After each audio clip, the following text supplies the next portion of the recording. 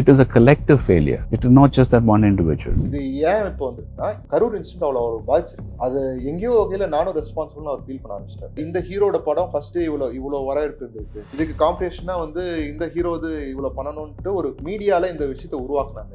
இதுல நானும் ஒருத்தன் பார்ட்டு தான் அப்படின்றது அவர் உணர்ந்தார். அதனால தான் அந்த விஷயம் FDFS வேணான்றது இப்போ வந்திருக்கு. அந்த மெச்சூரிட்டி வந்து ரஜினியார கூட சொல்ல முடியாது. FDFS பண்ணாதீங்கன்னு சொல்லுவார் அவரு. அஜித் அவர் இன்டர்வியூ வந்தபோது அஜித்துக்கு இருக்கிற மெச்சூரிட்டி கூட விஜய்க்கு இல்லையப்பா அப்படிங்கிற மாதிரி சொல்லியிருந்தாங்க. விஜயனா வந்து நீங்க நம்ம நல்லா சொல்றோம், அவர் சொல்லல விஜயனா சொல்லலன்றோம். ஆனா எல்லா மீட்டிங்க்கும் வரதுக்கு முன்னாடி ஒரு அறிக்கை வரும், இதெல்லாம் பண்ணக்கூடாதுன்றது ஒரு அறிக்கை. அது மேடையில் சொன்னாரான்னு கேட்டா ஒன் ஆஃப் இடத்துல ஒரு பையன் மேலே ஏறுனது இறங்குன்னு சொல்லியிருக்கு. சரி, generation X, generation Y, gen Z, then ஒய்ன்றது அந்த 80s to 95 பிறந்த சொல்லுவாங்க. இவங்கெல்லாம் ஒரு பாலிடிக்ஸ்ல கிடையாது. விஜயனா அரசுக்கு வந்ததுக்கப்புறம் எவ்வளவு பேர் அரசியல் கவனிக்க ஆரம்பிச்சாங்க. இது ஓவர் நைட் நடக்காது. ப்ரெஸ்ஸு ஆடி லான்ச் இது எதையுமே பார்க்காத ஒரு மனுஷன் இப்போ ப்ரெஸ்ஸை பார்க்குறாப்புல, இன்டர்வியூ கொடுக்குறாப்புல. பட் விஜய் சார் வந்து அரசியல் வந்திருக்கிறாப்புல, இன்னும் ப்ரெஸ்ஸை மீட் பண்ணல. எப்போ மீட் பண்ணுவாங்க? நம்ம இதுக்கான கேள்வி முன்னாடியே பேசணும். மீடியாவுக்கு வந்து விஜயனாவை பற்றி போடணும். ஏன்னா வியூவர்ஷிப் வருது, காசு வருது, விளம்பரம் வருது. இல்லை அவர் இல்லை லெட் மீ கம்ப்ளீட்.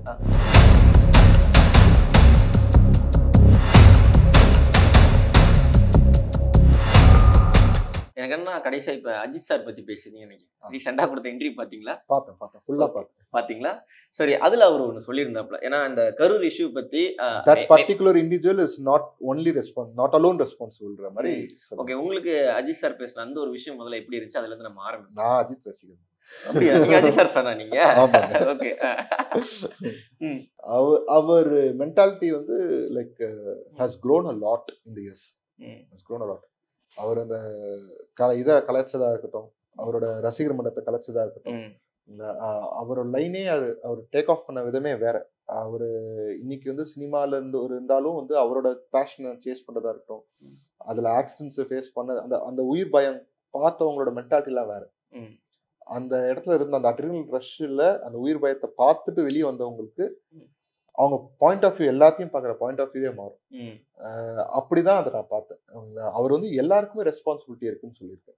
இன்னொன்று வந்து சொல்லியிருந்தாப்புல என்னன்னா, இந்த மாஸ் கேதரிங் க்ரௌட் இருக்குல்ல, அதை வந்து ரொம்ப குளோரிஃபை பண்ற மாதிரி பண்ண வேண்டாம். அவங்க ரசிகர்கள்னா அவங்களுக்கு அந்த FDFS கலாச்சாரமே முதல்ல வேண்டாம் அப்படிங்கிற மாதிரி எல்லாம் பேசியிருந்தாங்க. அதை வந்து வேற எந்த தலைவருமே பேசுறதில்லை, இன்க்ளூடிங் விஜய் அவரே அது பேசுனது கிடையாது பெருசா. ஆமா, ஆனா அஜித் அவர் பேசுறாருன்னா அதுக்கு ஒரு கட்ஸ் வேணும். இதை ரெண்டு ஆங்கிளா பார்க்கணும். ஒண்ணு இதை ஃபேவரா யூஸ் பண்ணக்கூடிய டிஎம்கே, நீங்க சொன்ன மாதிரி நீங்க சொன்னீங்களா விஜய் பேசலன்ட்டு, அந்த மாதிரி வாதத்தை யூஸ் பண்ணுவாங்க. நான் என்ன சொல்றேன், நான் அஜித் ரசிகன், நான் என்ன சொல்றேன், அந்த FDFS ரசிகர் மன்றம் வேணாம்னு நினைச்சவரு FDFS வேணான்ற பாயிண்ட் ஆஃப் வியூ வெளியே சொல்றதுக்கு இத்தனை வருஷம் ஆயிருக்கு. இது ஏன் இப்போ வந்திருக்குன்னா, இந்த மாதிரி ஒரு இன்சிடென்ட், கரூர் இன்சிடென்ட் அவ்வளோ அவர் பாதிச்சிருக்கு. அது எங்கேயோ வகையில நானும் ரெஸ்பான்சிபிள்னு அவர் ஃபீல் பண்ண ஆரம்பிச்சிட்டார். ஏன்னா அவர் அந்த இன்டர்வியூல பாத்தீங்கன்னா வந்து இந்த ஹீரோட படம் ஃபர்ஸ்ட் இவ்வளோ வரவேற்பு இருந்திருக்கு, இதுக்கு காம்படிஷனா வந்து இந்த ஹீரோ இது இவ்வளோ பண்ணணும்ட்டு ஒரு மீடியால இந்த விஷயத்தை உருவாக்குனாங்க. இதுல நானும் ஒருத்தன் பார்ட்டு தான் அப்படின்றது அவர் உணர்ந்தார். அதனால தான் அந்த விஷயம் FDFS வேணான்றது இப்போ வந்திருக்கு. இது மாதிரி ஒரு விஷயம் முன்னாடியே நடந்திருந்தா முன்னாடியே கூட வந்துருக்கலாம். அதுதான் நேச்சுரல் ப்ராசஸ் நான் சொல்ல வரேன். அது அந்த மெச்சூரிட்டி வந்து ரஜினியார கூட சொல்ல முடியாது. FDFS பண்ணாதீங்கன்னு சொல்லுவார் அவரு. அவர் லைன் வேற. போயிட்டாரு. இல்ல எனக்கு என்னன்னா, அஜித் சார் வந்து நீங்க சொல்லிருக்கீங்கல்ல, இப்போ அந்த மோடுக்கு வந்திருக்காருன்னு. அவர் அப்பயே யாராச்சும் ஃபேன்ஸ் கத்துனாங்கன்னா அமைதியாரியா அப்படி அந்த கிரௌட் மேனேஜ்மெண்ட்டையே அஜித் சார் வந்து பயங்கரமா கண்ட்ரோல் பண்ணுவாங்க. வேற எந்த ஆக்டராலையும் பண்ண முடியாது, ஒரு மாஸ் ஆக்டரால யாராலையும் பண்ண முடியாது. இதுலயே அவர் சொல்லியிருப்பாரு, ஒரு இதுல வந்து ரெண்டு மூணு இன்சிடென்ட் சொல்லியிருப்பாரு. அதுல ஒண்ணு வந்து ஒரு ஓட்டு போடும்போது ஒரு பையன் போன் எடுத்து வந்து நான் போனை புடுங்கினது பின்னாடி இருக்கிற போர்டை யாரும் கவனிக்கல, அங்க வந்து இங்க போட்டோகிராஃபி இஸ் ப்ரோஹிபிட்டட்னு போட்டிருக்கோம். அது அந்த பையன் பண்ணது தப்பு. ஆனா வந்து அங்க என்ன நடந்ததுன்னா, நான் தப்பு நான் என்ன வில்லன் ஆக்கிட்டு அந்த பையனை விக்டிம் ஆகிட்டாங்க அப்படின்னு. அது யாருமே பேசுறது இல்ல. அதை கவர் பண்ணணும், அந்த மாதிரி விஷயத்த நம்ம பேசணும்ன்றது அவர் சொல்ல வர்றாரு. அது நியாயம் தானே. நம்ம சிவகுமார் ஒரு போனை தட்டி விட்டதை வந்து ஊரெல்லாம் வைரல் பண்ணணும். ஆனா அவருக்கு இருக்கிற தமிழ் பற்றை பத்தி யாருமே பேசுறது கிடையாது. அஜித் சார் ஒரு ஃபேக்டரி சொன்ன ஒரு பையன் பிளேடு வச்சுட்டு அவர் கையில இருக்கிற காயத்தெல்லாம் சொன்ன, அது நேச்சுரல் தானே. இப்போ நீங்க அவர் சொன்ன விஷயத்துல எனக்கு புரிஞ்சது என்னன்னா வந்து, அந்த அன்புக்காக தான் நாங்க உழைக்கிறோம். ஆனா அந்த அன்பு காட்டுறதுக்கு நீங்க பல வகை இருக்குது. ஒவ்வொருத்தரும் ஒரு பாயிண்ட் ஆஃப் வியூல காட்டுவாங்க. அது ஒவ்வொன்றும் ஒரு விதமா இருக்கு. அதை வந்து மாறணும். அது அது விரும்பணும்னு அவரும் விரும்புறாரு. இப்போ விஜயனா வந்து நீங்க நம்ம நல்லா சொல்றோம், அவர் சொல்லல, விஜயனா சொல்லல, விஜயனா சொல்லலன்றோம். ஆனா எல்லா மீட்டிங்க்கும் வரதுக்கு முன்னாடி ஒரு அறிக்கை வரும். இதெல்லாம் பண்ணக்கூடாதுன்றது ஒரு அறிக்கை இருக்கும். அது மேடையில சொன்னாரான்னு கேட்டா, ஒன் ஆஃப் இடத்துல ஒரு பையன் மேல ஏறுனது இறங்குன்னு சொல்லியிருக்காரு. ஒரு அந்த மாதிரி 2, 3 இன்சிடென்ட் அது மாதிரி ஐசோலேட்டடா இருக்கு. ஓகேங்களா? நீங்க இத ஒவ்வொரு மேடையிலயும் சொல்லும்போது, உங்கள பார்க்க வரவன நீங்க சிறுமப்படுத்துற மாரி ஆயிரும். அத வச்சு ஒரு அரசியல் நடக்கும். இல்ல, இது லாங் ரன்ல கரெக்ட் பண்ண வேண்டிய விஷயம். நீங்க ஓவர் நைட்ல ஒருத்தன் அவன் ஆர்வமா ஏறி பார்க்குறான். அவன் ஏன் ஏறுறான்? அது ஆனா அஜித் அது பண்றாரு அப்படிங்கிறாங்க இங்க. அதுதான் இங்க சொல்றாங்க. அஜித் வந்து அவரு வந்து இந்த லைஃப்க்கு வரல அவரு. அவர் பொலிட்டிக்கல் லைஃப்க்கு வரல. அவர் லைஃப் அவர் ஆரம்பத்துல இருந்தே ஒரு சினிமா பிரஸ் மீட் கூட இருக்கக்கூடாதுன்றது தான் அவர் ஆரம்பத்திலே இருந்திருக்காரு. அவர் மென்டாலிட்டி அப்படிதான். அவர் அப்படிதான் கல்டிவேட் ஆயிருக்காரு. அவர் இது இதுதான். விஜயனாவும் நல்ல பிரஸ் மீட்லாம் கொடுக்காம இருந்தார். ஞாபகம் வந்திருக்கும் உங்களுக்கு. ஆமா. ரொம்ப வருஷம் கழிச்சு தான் வந்து ஏதோ ஒரு படத்துக்காக கொடுத்தாரு. பீஸ்டுக்காக சன் டிவில கொடுத்தாப்ல நெல்சன் கூட. அதுக்கப்புறம் நடுவுல எதுவுமே இல்ல. எதுவுமே இல்ல. மேபி அவர் பேசணும்னு நினைக்கிற விஷயத்த ஒரு ஆடியோ லான்ச்ல வந்து பேசிட்டு போயிடுவார். இல்ல, பாலிடிக்ஸ்குள்ள வந்ததுக்கு அப்புறம் தான் வந்து இந்த பப்ளிக்கோட இன்டராக்ஷன் அதிகமாகுது.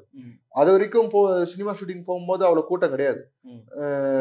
மேபி ஒரே ஒரு அந்த நெய்வேலியில ஒரு இன்சிடென்ட்க்கு அப்புறம், அதுவும் ஏன் நடந்தது, இவர் மேல வழக்கு போட போறாங்கன்னு தெரிஞ்சதுக்கு அப்புறம் ஜனம் வருது பாக்கிறதுக்கு.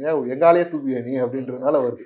அந்த மாதிரி ஒரு இன்சிடென்ட் நடந்தனால, நடக்கலன்னா அது நடந்திருக்காது. அவர் பாட்டு ஷூட்டிங் முடிச்சுட்டு போயிருக்க போறாரு. இவர் அரசியலுக்குள்ள வந்ததுக்கு அப்புறம் நம்ம எல்லாம் மறக்கிறது என்னன்னா வந்து 80கள்ல முக்கியமா வந்து அந்த எமர்ஜென்சி பீரியடுக்கு அப்புறம் இருக்கிற ஃபேமிலிஸ் யாருமே வந்து அவங்க பசங்களை வந்து பாலிடிக்ஸ்குள்ள போக விடல. அதுதான் உளவில் அந்த அந்த பாதிப்பு.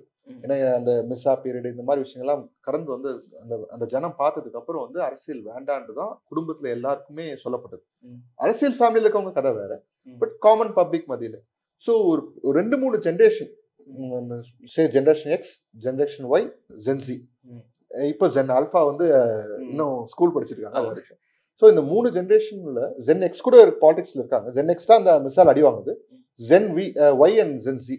ஜென் ஒய்ன்றது அந்த 80s to 95 பிறந்த கிட்ஸ் சொல்ல வரேன். இவங்கெல்லாம் பாலிடிக்ஸ்ல கிடையாது. விஜயன் அரசியலுக்கு வந்ததுக்கப்புறம் எவ்வளவு பேர் அரசியலை கவனிக்க ஆரம்பிக்கிறாங்க, நியூஸ் மீடியா கவனிக்க ஆரம்பிக்கிறாங்க. இது ஓவர் நைட் நடக்காது. It takes time.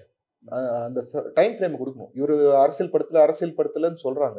நீங்க ஒரே ஒரு நாள் ஒரே ஒரு ஸ்டேட்மெண்ட் கொடுத்தா எல்லாருமே மனம் திருந்திடுவாங்க. கிடையாதுங்க. அது டைம் எடுக்கும். அதுக்கான டைம் பேச கொடுக்கணும். இவங்க இத்தனை வருஷமா கெடுத்து வச்சதுல யாரும் பேச மாட்டாங்க. இவர் கெடுத்து வச்சது, இவங்க எல்லாம் சோத்தை கெடுத்து வச்சிருக்காங்களா, அதை வந்து மாத்தி கொண்டு வரணும்னு நினைக்கிறாரு. அரசியல் படுத்துறாரு, கொஞ்சம் கொஞ்சமா அரசியல் படுத்துறாரு. அதை பாராட்டுறது கிடையாது, அதுக்கு பதில் அடிக்கிறது. முதலமைச்சரே போயிட்டு இந்த கூலி படம் பாருங்கன்னு சொல்லுவாரு, விளம்பரம் பண்ணுவாங்க. விசிகா தலைவர் போயிட்டு நாட்டுக்கு ரொம்ப அவசியமான டியூட் படத்தை பாருங்கன்னு. விசிகா தலைவர் கம்யூனிஸ்ட் தொடர்கள் செய்யற வேலையா அதெல்லாம் இல்ல. எதை இவங்க குளோரிஃபை பண்றாங்கன்னு இருக்குல்ல. அதுக்கப்புறம் அந்த அந்த ரசிகர்கள் வந்து தொண்டர்களை ரசிகர்கள் சொல்லி இழிவுபடுத்துறது. உங்க கூட்டத்துல யாராவது கூட்டமா நீங்க பண்ணாத சேட்டையா? அதெல்லாம் கேமரா எடுத்து போய் பழைய இசையை தோண்டி பார்த்தா என்னென்ன நடக்கும், அதெல்லாம் விட்டுட்டு ஏதோ இப்ப நடக்கிறத வந்து பேசுறீங்க. பசங்க அந்தந்த வயசுல அப்படிதான் இருப்பாங்க. இதே இவர் ஸ்டாலின் அவர் வயசுல என்ன ஆட்டம் போட்டிருப்பாரு. நம்ம அதெல்லாம் வந்து மதுரையை கூட பிரச்சனை, அவரை விட்டுருவோம் பாவம். உதய் ப்ரோ எடுத்துப்போம், ஹம்மர் கார்ல என்ன ஆட்டம் போட்டிருப்பாரு. அதெல்லாம் நம்ம பேசுறோமா? அவர் ஒரு வயசுக்கு வந்துட்டாரு, அது மூவ் ஆன் ஆயிட்டார்ல, நம்மளும் மூவ் ஆன் ஆகிறோம்ல. அதே மாதிரி அவங்களும் மூவ் ஆன் ஆகும். அவ்வளவுதான். அது ஒரு வயசு, அந்த வயசுல அவங்க செய்யற விஷயங்கள். தலைவரை பார்க்கணும்னு நினைக்கிறாங்க, மேலே ஏறி நிக்கிறாங்க, அவ்வளவுதான் விஷயம். அது காலப்போக்குல மாறும், எல்லா விஷயமும் மாறும். ஓகே, இதுதான் இப்ப நீங்க சொன்னீங்கல்ல, இது வந்து நெட்ல என்ன மாதிரி போர்ட்ரேட் ஆகுது அப்படின்னா, ஓகே ரசிகர்கள் வந்து அந்த அளவுக்கு வந்து ஒரு மெச்சூரிட்டி இல்லாம இருந்தா ஓகே, இங்க தலைவரே மெச்சூரிட்டி இல்லாம தான் இருக்கிறாப்ல. இப்ப இன்ஃபேக்ட் இந்த அஜித் அவர் இன்டர்வியூ வந்தபோது அஜித்துக்கு இருக்கிற மெச்சூரிட்டி கூட விஜய்க்கு இல்லையப்பா அப்படிங்கிற மாதிரி சொல்லியிருந்தாங்க. அதை எப்படி பாக்குறீங்க நீங்க? இல்ல நான் தெளிவா சொன்னேன். அஜித் அவருக்கு அந்த அட்ரினல், அந்த புஷிங் த லிமிட்ஸ் அப்படின்றது, அட்வென்ச்சர் ஸ்போர்ட்ஸ்ல இருக்கவங்க அவரும் அந்த வார்த்தை யூஸ் பண்ணிருப்பாரு. ஆமா, எனக்கும் அந்த இது இருக்கு. ஏன்னா நான் வந்து மலை ஏறுவேன், எல்லா என்னென்ன ஒவ்வொரு மலையா ஏறுவேன். நான் பெரிய ட்ரெக்கர்லாம் கிடையாது, ப்ரொஃபஷனல் ட்ரெக்கர் கிடையாது. நார்மலா ஒரு குச்சி எடுத்துன்னு ஏற ஆரம்பிக்கிறேன், அவ்வளவுதான். செருப்பு போட மாட்டேன், சில நேரத்தில் ஷூ போட்டுப்பேன், அது கிளைமேட் கண்டிஷன்ஸ் பொறுத்து. அங்க அட்டை எல்லாம் இருந்தா ஷூ போட்டுப்பேன், அட்டை இல்லை அப்படின்னா வெறும் காலோட நடக்கும். அந்த மேல ஏற ஏற ஒரு இது, எங்க பாயிண்ட் ஆஃப் வியூ வேற மாதிரி, அதை பாக்குற பார்வை வேற மாதிரி இருக்கும். நீங்க அதுவும் அவருலாம் இன்னும் எக்ஸ்ட்ரீம் டெத்தை கிட்ட போய் பார்த்துட்டு வந்தோம், அவங்க பாயிண்ட் ஆஃப் வியூ வேற. நீங்க எனக்கு நடந்திருக்கிறனால அதை சொல்றேன். 2021 தேர்தல் பிரச்சாரத்துல நான் சாவை பார்த்துட்டு வந்தேன். நாங்கள் பிரச்சாரத்துக்கு ஊரா சுற்றிட்டு இருக்கோம். என் நெக்ஸான் காரில் வந்து கிருஷ்ணகிரிலேருந்து வேலூர் வரும் night mid night car accident ஆகுது. கார் லெஃப்ட் டயர் பர்ஸ்ட் ஆகி ஆக்சிடென்ட் ஆகுது. ஒரு 4 ஃபிளிப் ஆகிட்டு கார் ஆப்போசிட் சைடில் வந்து நிற்குது. 10 நிமிஷத்துக்கு எந்த லாரியும் வரல. ஒரே ஒரு லாரி வந்து நிப்பாட்டி வெளியே கொண்டு வந்து உட்காருங்க. என்ன குட்வில்னு தெரியல. அந்த நேரத்தில் எந்த வண்டியும் வரல. அது வரைக்கும் சந்தோஷம். ஆனால் சாவை பார்த்துட்டு வந்தோம். அந்த விஷயம் எங்களை வந்து பல விதமா அதை மாற்றும். அது வரைக்கும் இருந்த நான் வேற, அதுக்கப்புறம் இருந்த நான் வேற. எனக்கு அது தெரியும். அதனால தான் நான் அந்த கான்ஃபிடென்ட்டா அதை சொல்ல முடிஞ்சது. அது எல்லாம் அதுக்காக இவர் போய் சாவை பார்த்துட்டு வாங்க அப்படின்னு சொல்ல முடியுமா? தப்பு இல்லையா? ஆனா இந்த இன்சிடென்ட், இந்த கரூர் இன்சிடென்ட் அவர் நிறைய மாத்திரு. அதை நான் உறுதியா நம்புறேன். அதுக்கு முன்னாடி ஆக்டர் டர்ன்டு பொலிட்டிஷியனா இருந்தவர் he has turn to politician நான் பார்க்கிறேன். அது இந்த இன்சிடென்ட் அவருக்கு அது அந்த வேதனையை கொடுத்துருக்கும், அந்த வலியை கொடுத்துருக்கும். ஏன்னா அவர் வந்த இடத்துக்கு அது நடந்திருக்கு. நம்ம எல்லார விட அவருக்கு அந்த வலி ரொம்ப அதிகம். ஏன்னா அவர் தானே லீடர். அது அவருக்கு தெரியும்ல. அவரை நம்பி தானே எல்லாம் வந்தானே அவருக்கு தெரியும்ல. அந்த பெயின் அவருக்கு எப்படி இருக்கும்? அந்த பக்கம் அவருக்கும் இருக்கு. அவருக்கு என்ன பக்கம் இருக்கு இல்லைன்றது நமக்கு முழுசா தெரியாது. அவர் என்னென்ன அண்டர்கோ பண்ணியிருக்காருன்னு அவருக்கு மட்டும் தான் தெரியும். இந்த இன்சிடென்ட்டுக்கு முன்னாடி என்னென்ன பக்குவம் இருக்குன்னு அவருக்கு பக்குவமே இல்லாம ஒரு கட்சி ஆரம்பிப்பார். பக்குவம்லாம் இருக்குது. நீங்க சொல்ற எதிர்பார்க்கிற விஷயங்கள் இல்லாம இருக்கலாம். அஜித் சார் பேசுற மாதிரியே விஜய் சார் பேசணும், விஜய் நான் பேசணும் என்ன அவசியம் இருக்கு? அதே அஜித் சார் வந்து நீங்க சொன்ன அதே கலைஞர் மேடையில சினிமாவை வேணா அரசியலுக்கு வரட்டுமான்னு சொன்னவர். ஓகேங்களா? விஜய்னா சாஃப்ட் டோன் எடுத்தவர். அவர் டைப் அது.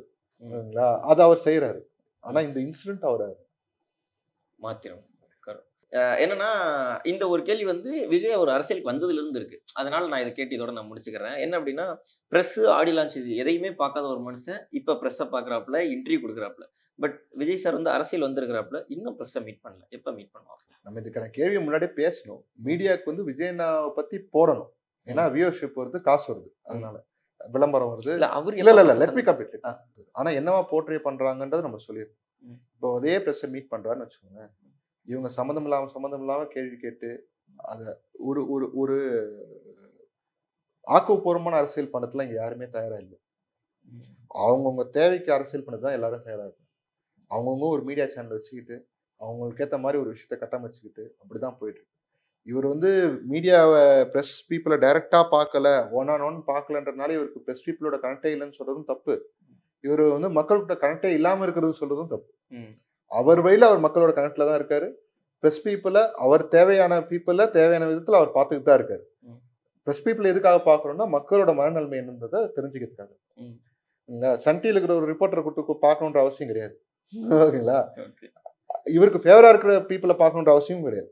ஆனா நியூட்ரலா நிறைய பேர் பத்திரிகையில இருப்பாங்க இல்லையா, அவங்கள கூப்பிட்டு பார்த்துன்னு தான் இருப்பாங்க. இங்க வந்து ஒரு பிரஸ் மீட் அரேஞ்ச் பண்ணும்போது வெறும் இவங்க மட்டும் தான் வரணும்னு சொல்றது நம்ம வந்து ஸ்டாலின் கிடையாது. ஓகேங்களா? அடுத்த கேள்விக்கான பதில் அப்படின்னு சேர்த்து படிக்கிறதுக்கு. ஓகேங்களா? அவரு அதுவும் நடக்கும்.